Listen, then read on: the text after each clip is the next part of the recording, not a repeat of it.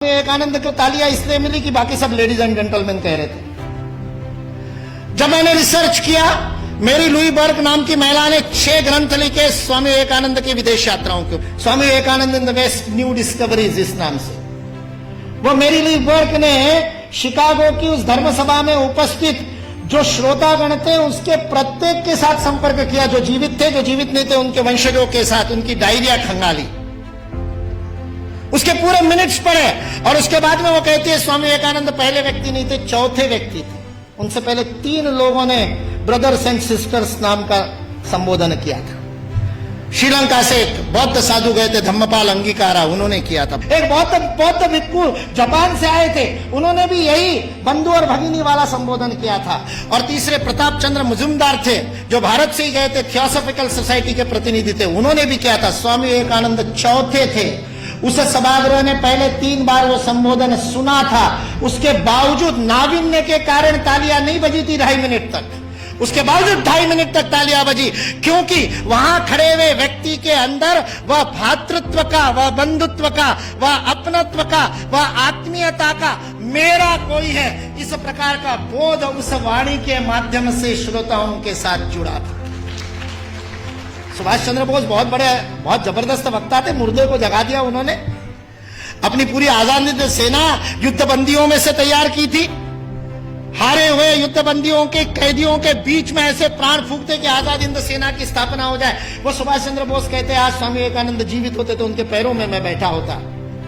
उस सुभाष चंद्र बोस को किसी ने पूछा कि स्वामी विवेकानंद के शब्दों का असर क्यों हुआ, तो उन्होंने अपनी वो कवित्व में वक्तृता में कहा था, जो बात होठों से बोली जाती है होठों तक पहुंचती है, जो बात गले से बोली जाती है मेरे जैसे चिल्ला चिल्ला के वो गले तक पहुंचती है, कभी कभी गले उतर भी जाती है, लेकिन हृदय तक वही बात पहुंचती है जो हृदय से कही जाती है। और स्वामी विवेकानंद के शब्द हृदय से कहे।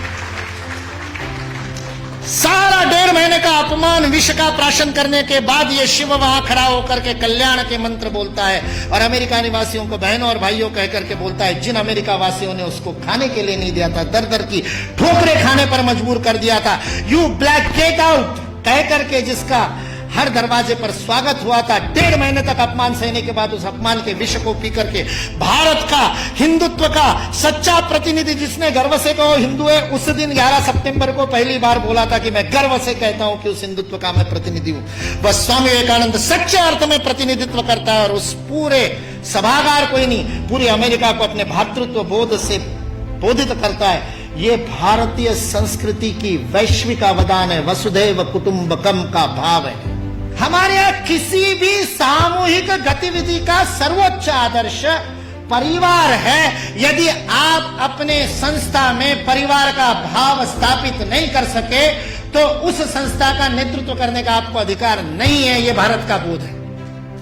मैं कहता हूं ये कुछ नहीं बिगाड़ सकते, ये विकृति फैलाने वाले कुछ नहीं बिगाड़ सकते, क्योंकि इस देश का समाज जीवंत समाज, और जो शरीर जीवंत होता है उसके नाक में धूल का कण जाता है तो छींक मार करके भगा देता है। भारत ने भी छींक मार दी तो भाग गए बेचारे, कहां जाएंगे।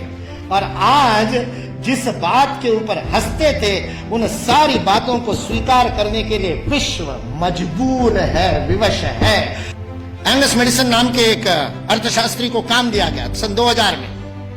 जिस कालगणना की आप दोनों ने बात की, उस कालगणना में 1000 की गिनती बड़ी महत्वपूर्ण थी, क्योंकि बाइबल में लिख दिया कि 1000 वर्ष जब पूरे हो जाएंगे तो मिलेनियम पूरा होगा। और मिलेनियम का बाइबलिकल अर्थ है कि उस दिन वापस आएगा क्राइस्ट, और उसके बाद में सबका जजमेंट होगा और सबको कौन किसने पास में बैठेगा वो तय होगा। और जिसने नहीं माना होगा उन सबको जहन्नुम में भेज दिया जाएगा। 1000 साल बाद हुआ नहीं तो सबको लगा 2000 साल बाद हुआ। इसलिए 2000 बड़ा महत्वपूर्ण वर्ष था। बहुत सारे सम्मेलन हुए सारी दुनिया में, और उन सम्मेलनों के बीच में दुनिया के सर्वाधिक विकसित देशों का जो संगठन है OECD, organisation for economic cooperation and development, जिसके लिए विश्व के सर्वाधिक GDP वाले पहले 7 थे, अब 15 हो गए, 16 हो गए देशों का वह संगठन था। उस OECD ने सन 2000 में एंगस मेडिसन नाम के अर्थशास्त्री को यह काम दिया कि वो विश्व का आर्थिक इतिहास लिखे। और चूंकि उनकी गणना, उनकी हिस्ट्री 0 ईस्वी से शुरू होती है, तो एंगस मेडिसन को भी काम दिया 0 ईस्वी से 2000 ईस्वी तक 2000 वर्ष का आर्थिक इतिहास लिख दीजिए। उस पुस्तक का नाम है economic history of the world millennial perspective by Angus medicine.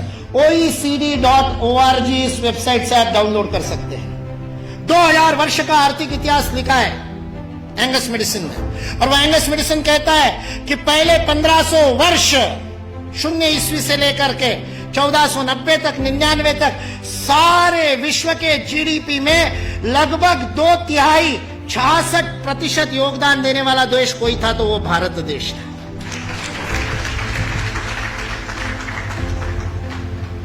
मैं सोच रहा था, इतिहास का मैं विद्यार्थी हूं, आपके जैसा इतना अध्ययन तो नहीं किया, लेकिन मैं सोच रहा था ये 1500 से क्या संबंध है। तो पता चला वास्को दी गामा 1498 में आया था। और मतलब उसने भारत को खोजा, ऐसा हम लोग भी लिखते हैं, तो उससे पहले कोई गुम हो गया होगा। जो गुम हुआ भारत था वो विश्व के 2/3 जीडीपी को प्रोड्यूस करने वाला, और केवल प्रोड्यूस करने वाला नहीं, विश्व को समृद्धि का अवदान देने वाला, वितरण करने वाला। विल ड्यूरांड अमेरिकन इतिहासकार है, 11 खंडों में उसने लिखी है हिस्ट्री ऑफ सिविलाइजेशन। वह विल ड्यूरांड लिखता है सारे विश्व को संपदा का वितरण करने वाला कोई देश होगा तो वह देश भारत देश है। वितरण शब्द प्रयोग किया है, लेन देन नहीं, वितरण करने वाला देश। सारे दुनिया में हमारे व्यापारी जाते थे। वो वास्को दी गामा को भी हमारे ये गुजरात का व्यापारी, वास्को दी गामा ने अपनी डायरी में लिखा है, वो गुजरात का व्यापारी पानी के जहाज लेकर के उसको मिला साउथ अफ्रीका में, उसको तो भारत मिला नहीं था। इसने कहा अच्छा भारत खोज रहे हैं, चलो मैं ले चलता हूं। उसको मसाले भरने थे, इसलिए वो कालीकट गया, इसलिए वास्को दी गामा को कालीकट ले गया, नहीं तो भरूच ले आता गुजरात में। फिर हमारे इतिहास वाले लिखते हैं कि वास्को दी गामा भारत को खोजता खोजता भरूच पहुंचा। वास्को दी गामा को भारत के व्यापारी कान्हा भाई ने खोजा, मिल गया, और उसको कहते हैं भारत खोजना है, चल भाई मैं दिखाता हूं, चल मेरे साथ, और साथ में ले। ये वास्को दी गामा ने अपनी डायरी में लिखा है, वो बेईमान नहीं है, उसको छिपा करके इतिहास की किताबें लिखने वाले बेईमान। वास्को दी गामा की डायरी का उद्धरण दिए बिना हमारे को गलत इतिहास पढ़ाने वाले बेईमान है। वास्को दी गामा ने तो ईमानदारी से लिखा है, उसने ये भी लिखा है कि उस कान्हा भाई के जहाज मेरे जहाजों से कई गुना अधिक प्रगत थे।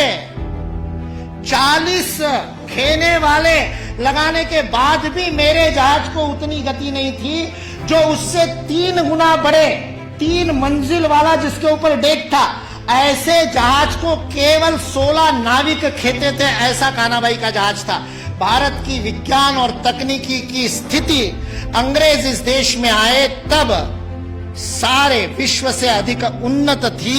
ये अंग्रेजों में से कुछ ईमानदार इतिहासकारों ने लिख करके रखा। इसलिए जो इस गलतफहमी में है कि अंग्रेज इस देश में नहीं आते तो भारत में तो कोई विज्ञान ही नहीं होता, वो इस बात को समझ ले कि अंग्रेज इस देश में नहीं आते तो केवल भारत का ही नहीं, विश्व का विज्ञान आज है उससे अधिक प्रगत हो।